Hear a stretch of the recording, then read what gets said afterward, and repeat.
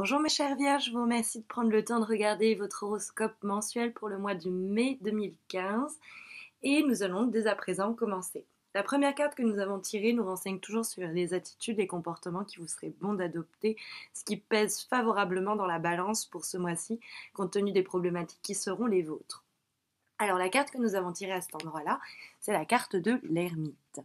Bon, vous le voyez, ce vieux monsieur qui avance lentement mais sûrement à travers l'obscurité. Ça va être un petit peu, je crois, votre travail ce mois-ci. Mes chères vierges, je laisse la carte au premier plan pour vous permettre de l'observer pendant que je vous en parle.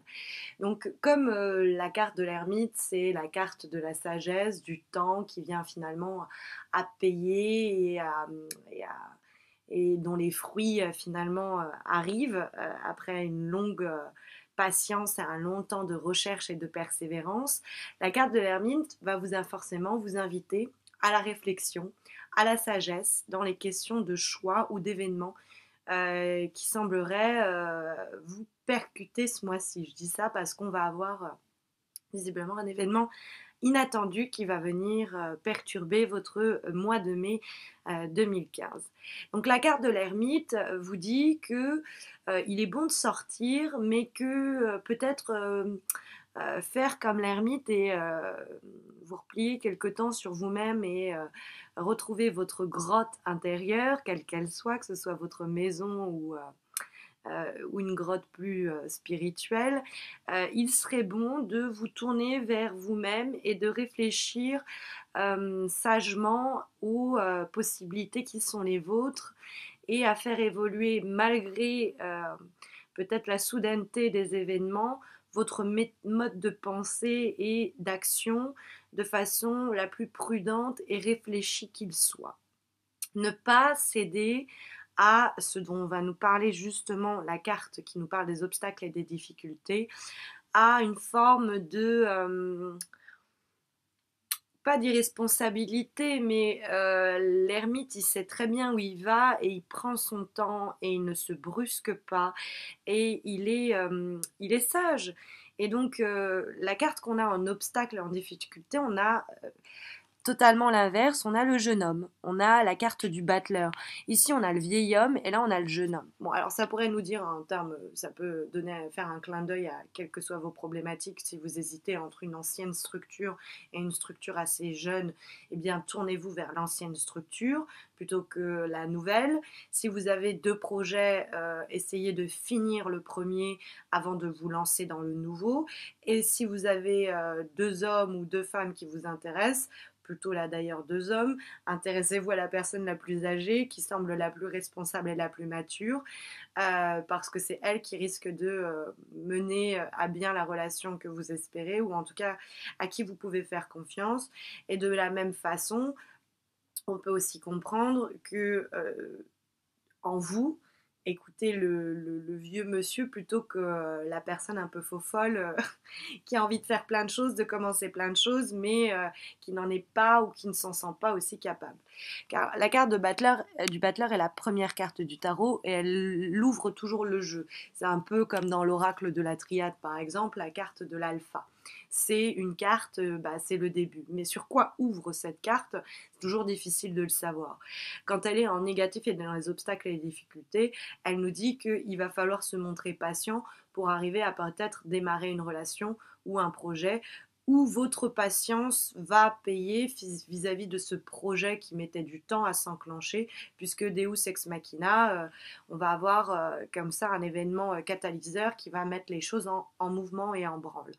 En tout cas, le battleur peut nous parler aussi vous voyez, il a l'ensemble des éléments sur sa table qui sont symboliquement les outils, c'est-à-dire les aptitudes, la connaissance, le savoir, mais aussi les qualités qui lui permettront de réussir la quête dans laquelle il s'apprête à s'engager. Or, la carte est en obstacle, donc ça pourrait nous dire quelqu'un qui n'est pas encore prêt en termes, par exemple, de formation professionnelle ou qui débute. C'est quelque chose qui est tout nouveau pour lui et du coup, bah, c'est un petit peu difficile. Dans les conseils qu'on pourrait comprendre dans cette carte-là du battleur, on pourrait vous dire ne vous lancez pas tête baissée de façon un peu, je vous en parlais tout à l'heure, irresponsable dans un nouveau projet ou une nouvelle relation sans avoir pris le temps d'y réfléchir auparavant parce que le battleur peut aussi avoir envie comme ça de se jeter un petit peu follement dans l'action et comme il est encore jeune, hein, c'est un peu le chien fou. Vous voyez ce que je veux dire? Je veux y aller, je veux chercher ci, je veux chercher ça, mais derrière, bah oui, mais il faut se préparer pour ça. Il faut une recherche, il faut une réflexion, il faut une formation, puisque c'est une carte qui nous parle des études également. Bref, mais je vous le disais, ça peut aussi nous dire, ces cartes-là peuvent simplement nous parler d'un état, d'une situation qui est la vôtre depuis quelques semaines, quelques mois, où vous réfléchissez patiemment parce que vous savez que pour le moment, c'est pas encore le temps de commencer cette relation ou ce nouveau projet, etc. Mais on a en vibration comme s'il y allait avoir on a la vibration, on a tiré la carte de la maison Dieu, qui nous parle comme ça d'événements catalyseurs imprévisibles. Alors oui, dans les termes de professionnel, c'est un changement de structure, ça peut être une promotion, ça peut être une embauche, un entretien qui se solve par la réussite, bref. C'est la bouteille de champagne qui explose, mais ça peut être aussi une crise, une dispute, une séparation, une rupture, mais c'est quelque chose qui pète enfin. C'est l'explosion tant attendue, quelque chose qui était retenu et qui enfin arrive. Avec la carte de l'ermite qui nous dit lentement mais sûrement, ça peut nous dire que vous attendez patiemment que la maison Dieu explose et qu'on sabre la bouteille de champagne ou que tout soit enfin révélé au grand jour. Et je pense que le battleur nous dit que le temps n'est peut-être pas exactement venu pour le faire, mais que de toute manière, ça va finir par péter, entre guillemets, puisqu'on a la carte de la maison Dieu en vibration, comme ça, événement soudain et subi, un peu imprévisible, toujours un peu difficile à vivre du coup, parce que sa soudaineté surprend et peut effrayer ou peut bouleverser émotionnellement. Après, cette carte, on l'a en vibration et celle qui vient lui répondre nous parle du chariot. La réponse, donc la tendance, on va dire du moins, la carte du chariot, c'est la carte du travail, c'est le boulot par excellence, donc ça favorise tous les contrats, les embauches, mais les déplacements aussi professionnels, parce que c'est une carte qui nous parle également de déplacement. Donc ça pourrait nous dire que vous allez avoir une promotion et qui va vous permettre de commencer une nouvelle carrière professionnelle. Ça peut aussi nous dire que vous allez changer de structure, hein, parce que la maison Dieu, on change de maison, donc ça peut être la maison affective, mais ça peut être aussi la maison professionnelle, donc là où on travaille, mais plus généralement, si vous êtes libéré, vous travaillez en indépendant et que vous travaillez chez vous, ben, on change tout simplement d'activité et on se lance ou on se lance totalement dans le projet là qu'on retardait pour le moment. En tout cas, il va y avoir du mouvement après une période d'immobilisme nécessaire, peut-être en début de mois ou peut-être qui résume une situation qui a pris place depuis quelques semaines déjà. Et ça va conduire toutes ces situations. Il y a une question. Alors, je disais, ça peut être aussi amoureux, hein. Ça peut être poum patatras, je fais une rencontre sensationnelle alors que j'étais célibataire et que je n'arrivais pas ou que je ne pouvais pas commencer une relation amoureuse. Et là, hop, coup de foudre et on y va, quoi. Et la relation se lance. Puisque on a en synthèse, quand on additionne les 4 lames qui vous font face, mes chères vierges, on obtient la carte de l'amoureux. La carte de l'amoureux, alors oui, ça nous parle de triangle amoureux, ça peut nous parler d'adultère, de relations, etc. Donc, ce coup de foudre peut intervenir alors que vous êtes déjà vous-même en relation. Ça peut être quelqu'un qui vous exprime soudainement ses émotions et ça vous met dans un état où vous vous dites mais est-ce que je peux pas commencer une relation forte et sincère avec cette personne? Et vous êtes dans la question du choix, puisque l'amoureux il ne sait pas s'il va à droite ou à gauche.